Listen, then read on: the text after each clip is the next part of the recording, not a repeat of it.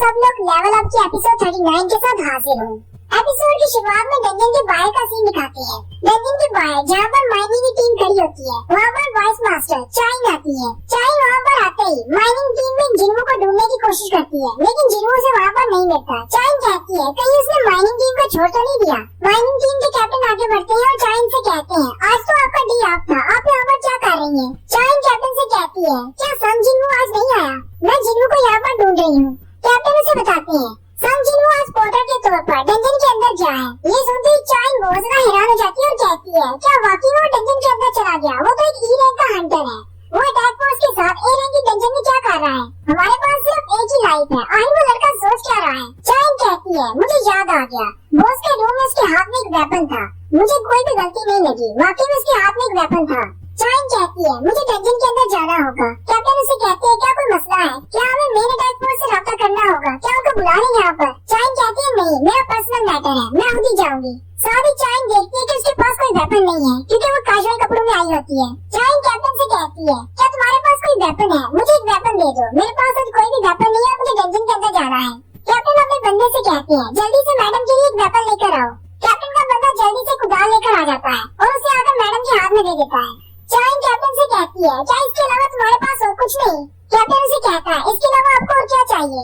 चाइन captain से कहती है कोई भी तलवार या फिर भाला भी चलेगा। कैप्टन उसे कहता है हम लोग तो माइनिंग टीम वाले हैं, हमारे पास तो सिर्फ कुदाल ही होती है। चाइन जल्दी से उस कुदाल को कैप्टन के हाथ में पकड़ा देती है और कहती है मैं हाली आगे ठीक हूँ, मैं जा रही हूँ। जैसे वो डंजन के गेट में थोड़ा सा आगे बढ़ती है और वहीं पर रुक जाती है। कैप्टन फिर से उसे कहते हैं क्या आप वाकई में हालिया अंदर जाना चाहती हैं? चाइन वापस मुड़ती है और उसके हाथ से वो कुदाल ले लेती है, लेकिन साथ में बहुत ज्यादा शर्मिंदा होती है और अपना सर झुका के रखा होता है। कैप्टन उसे कहते हैं तुमने बहुत ही अच्छा फैसला किया, इसे अपने साथ लेकर जाओ। फिर वो डंजन के गेट से अंदर चली जाती है। नेक्स्ट सीन डंजन के अंदर का होता है जहाँ पर डंजन के बॉस के गार्ड्स को दिखाया जाता है जो कि बहुत ज्यादा पावरफुल होते हैं। वहाँ पर तो पूरा एक दरबार सजा होता है जहाँ पर आसपास दोनों तरफ बहुत सारे ऑक्स होते हैं, जबकि सामने एक बड़ी सी कुर्सी पर उनका किंग कार्गलान बैठा होता है। जैसे वो सारे वहाँ पर पहुँचते हैं, कार्गलान उन सबको वेलकम कहता है। किंग उन बॉस को देखते ही कहता है हम लोग कम से कम इस बॉस को तो हरा ही सकते हैं, मरने से पहले हमें कुछ तो करना होगा।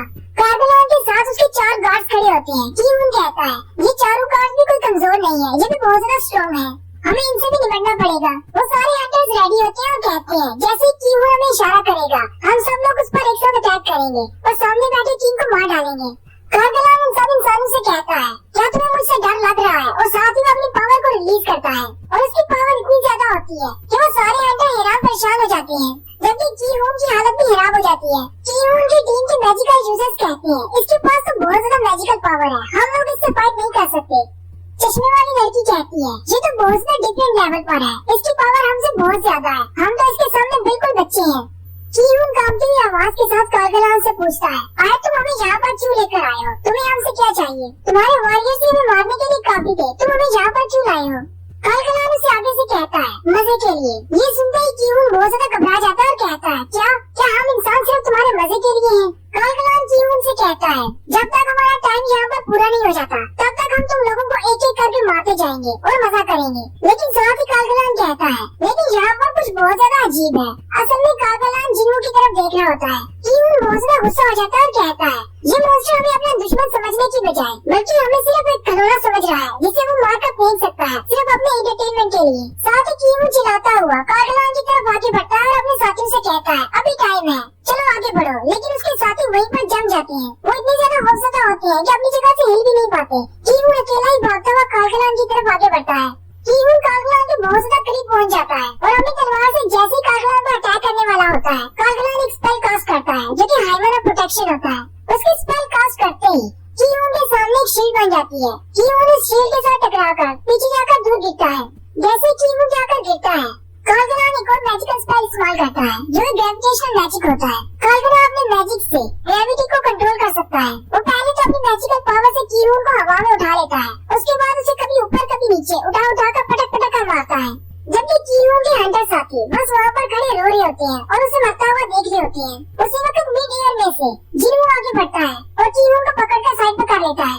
ये देखकर कार्गलान भी बहुत ज्यादा हैरान हो जाता है। कीहून बहुत ज्यादा सहमी होता है। जिन्हों कीहून से कहता है ये डंजन हंटर्स गिल्ड की प्रॉपर्टी है, इसलिए मैं इंटरफेयर नहीं कर सकता, लेकिन बहुत जल्दी तुम्हारी अटैक फोर्स बढ़ने वाली है, इसलिए मैं तुम लोगों की मदद करना चाहता हूँ। मुझे बस तुमसे परमिशन चाहिए। मुझे बताओ क्या मैं इस रूम में सारे मॉन्स्टर्स को मार सकता हूँ?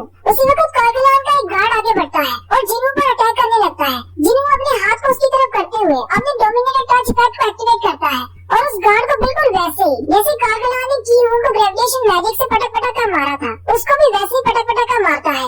जिन्हों कीहून से कहता है मैं तुमसे सिर्फ एक बार और पूछूंगा, क्या मुझे परमिशन है इन सारे मॉन्स्टर्स को मारने की? कीहून रोना शुरू कर देता है, उसे कहता है प्लीज इन सबको मार डालो, मेरी मदद करो, मेरी टीम को बचा लो। कार्गलान जिन्हों से कहता है एक कमजोर इंसान होने पर भी तुम्हारे पास काफी अच्छा टैलेंट है, लेकिन तुम्हारी मैजिकल पावर्स इतनी नहीं है जितनी मेरी है, क्या तुम हम सब के सामने टिक पाओगे?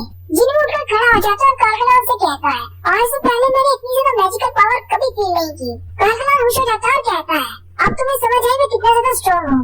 जिन्हों से कहता है लेकिन हम दोनों की पावर लेवल सेम है, तुम मुझे हरा नहीं पाओगे।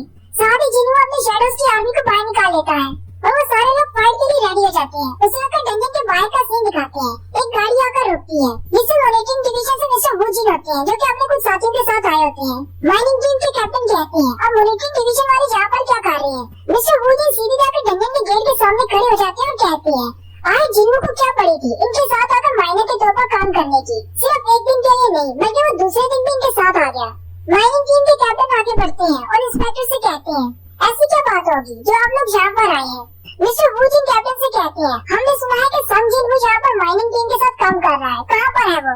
कैप्टन ये बात सुनकर हैरान हो जाते हैं और कहते हैं आए कितने लोग उस बेचारे के पीछे पड़े हुए हैं, आए हमें भी बताया जाए कि मसला क्या है। माइनिंग टीम का वो बंदा जिसे जिन्हों ने आंखें दिखाई थी तो वहाँ पर आता है और कहता है मुझे लगा ही था वो कोई कातिल है, उसने कत्ल किया होगा, इसीलिए तो ये लोग यहाँ पर आए हैं उसे पकड़ने के लिए। जब डंजन के अंदर उसने मुझे घूर कर देखा था मुझे उसी वक्त समझ आ गई थी वो एक किलर है।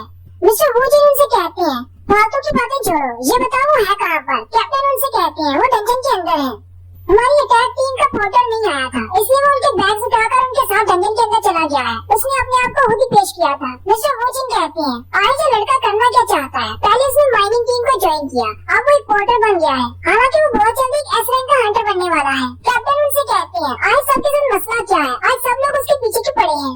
थोड़ी देर पहले मिस चाहाइन भी यहाँ पर आई थी और उसी का पूछ रही थी, मैंने उनको बताया तो वो भी डंजन के अंदर चली गई, कहती है मुझे उसे मिलना है। वो पहले वाला बंदा फिर से आता है और कहता है क्या उसने किसी को मारा है? मुझे पक्का पता है उसने किसी को मारा होगा, इसलिए तो इतनी ज्यादा इंस्पेक्टर यहाँ पर आए हैं। मिस्टर वू जिन सबसे कहते हैं कल न्यूज में तुम सब लोगों को पता चल जाएगा कि उसने क्या किया है।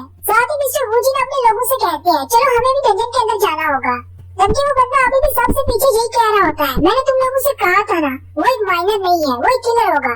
मिस्टर वू जिन जैसे गेट से अंदर दाखिल होते हैं वो जल्दी से बाहर निकल आते हैं क्योंकि उन्हें बहुत ज्यादा मैजिकल एनर्जी फील होती है। मिस्टर वू जिन कहते हैं मुझे तो यकीन नहीं हो रहा, इतनी ज्यादा पावरफुल एनर्जी थी, ऐसा लगा जैसे मेरी बॉडी टुकड़े टुकड़े हो जाएगी। वो लोग जल्दी से अपना माना क्रिस्टल लाकर 1 मीटर से उसकी एनर्जी को मेजर करते हैं। मिस्टर वू जिन ये देखकर बहुत ज्यादा हैरान हो जाते हैं और कहते हैं इसकी एनर्जी तो बहुत ज्यादा है, अगर ये ए रैंक की डंजन है तो ये सबसे ज्यादा खतरनाक ए रैंक की डंजन है। हमने इसकी पहले जो मेजरमेंट की थी वो बिल्कुल गलत थी और अगर अटैक फोर्स हमारी प्रीवियस मेजरमेंट पर बनी है तो इसका मतलब बहुत ज्यादा मुश्किल में पड़ जाएंगे। हालांकि इस वक्त अंदर 2 एस रैंक के हंटर्स हैं इसलिए ज्यादा कोई मसला नहीं होगा, लेकिन फिर भी हमें अंदर जाना होगा। चाइन चलती हुई बॉस के रूम की तरफ जा रही होती है, रास्ते में उसे ऑक्स की लाशें मिलती हैं। चाइन कहती है कि उनकी टीम इन सबको नहीं मार सकती, ये तो सारी हाई ऑक्स है। साथ ही उसे एक जबरदस्त एनर्जी फ्लो महसूस होता है। चाइन जल्दी से अपने बाग बांध लेती है और फाइट के लिए रेडी हो जाती है और कहती है अगर ये बॉस से एनर्जी निकल रही है तो इसका मतलब कीहून की टीम उसको नहीं हैंडल कर पाएगी। नेक्स्ट सीन फिर से बॉस के रूम का होता है। कार्गलान जिन्हों से कहता है तुम्हारे पास तो बहुत ही कम सोल्जर्स हैं, तुम इन सारे सोल्जर्स से मेरे ऑक्स का मुकाबला नहीं कर पाओगे। जिन्हों कार्गलान से कहता है अगर तुम हमें इसी तरह कमजोर समझते रहे तो बहुत जल्दी तुम मरने वाले हो। साथ ही जिन्हों अपनी एक और स्पेशल स्किल को एक्टिवेट करता है जो कि एरिया इफेक्ट होता है। एक स्पेशल रेंज के अंदर जिन्हों के सारे शैडोज की पावर ज्यादा बढ़ जाती है। अगर जिन्हों के शैडो उसी एरिया के अंदर रहेंगे तो उसके शैडोज की पावर 50% बढ़ जाएगी। जिन्हों कहता है मुझे ये वाला स्किल डीमन कासल के 70 फ्लोर पर मिला था, मेरे शैडो सोल्जर्स पहले से बहुत ज्यादा पावरफुल हो चुके हैं और इस स्किल के साथ उनकी पावर 50% तक बढ़ जाती है। उनकी टीम के मैजिशियंस भी देखकर बहुत ज्यादा हैरान होते हैं और कहते हैं आखिर इसने इतने ज्यादा क्रीचर्स को कैसे बुला लिया। वो बंदा जिसने पहले एक क्रीचर को बुलाया था वो कहता है मैं तो सिर्फ 2 को बुला सकता हूँ, इसने इतने ज्यादा को कैसे बुला लिया। चश्मे वाली लड़की कहती है इस लड़के से तो बहुत ज्यादा पावरफुल एनर्जी निकल रही है, लेकिन हमें पहले इसमें से ऐसी एनर्जी क्यों महसूस नहीं हुई। कार्गलान अपने वॉरियर्स से कहता है तुम लोग यहाँ पर कर क्या रहे हो, जल्दी से इसके शैडोज को डालो और साथ ही कार्गिलान के सारे सोल्जर्स आगे बढ़ते हैं। जबकि दूसरी तरफ से आयरन अपनी टॉन्टिंग स्किल को इस्तेमाल करता है, लेकिन हाई ऑक्स बहुत ज्यादा पावरफुल होती है, इसलिए उसका टॉन्टिंग अटैक बिल्कुल भी काम नहीं करता। ये देखकर आयरन को बहुत ज्यादा गुस्सा आ जाता है और आयरन अपने बड़े से कुल्हाड़े के साथ उन पर अटैक करना शुरू कर देता है। जबकि दूसरी तरफ इग्निस होता है जो कि अपनी बड़ी सी तलवार के साथ उनको मार रहा होता है। इग्निस एक ही बार में 4 से 5 ऑक्स को इकट्ठे मार देता है, जबकि जिन्हू भी अपना नाइफ निकाल लेता है और उन ऑक्स को मारना शुरू कर देता है। जिन्हू को इस तरह फाइट करते हुए देखकर जिन्हू उनकी टीम के मेंबर्स कहते हैं, आखिर ये बंदा है कौन? इसने अपनी एबिलिटीज को छुपा कर क्यों रखा? ये तो बहुत ज्यादा पावरफुल है, बिल्कुल हमारे वाइस मास्टर की तरह। और यहीं पर हमारी एपिसोड 39 का एंड होता है। नेक्स्ट एपिसोड में हम लोग देखेंगे जिन्हू का राज सबके सामने खुल जाता है, लेकिन मिस्टर वू जिन भी वहाँ पर आ जाते हैं और चाइन भी अपनी आंखों से फाइट करते हुए देख लेती है।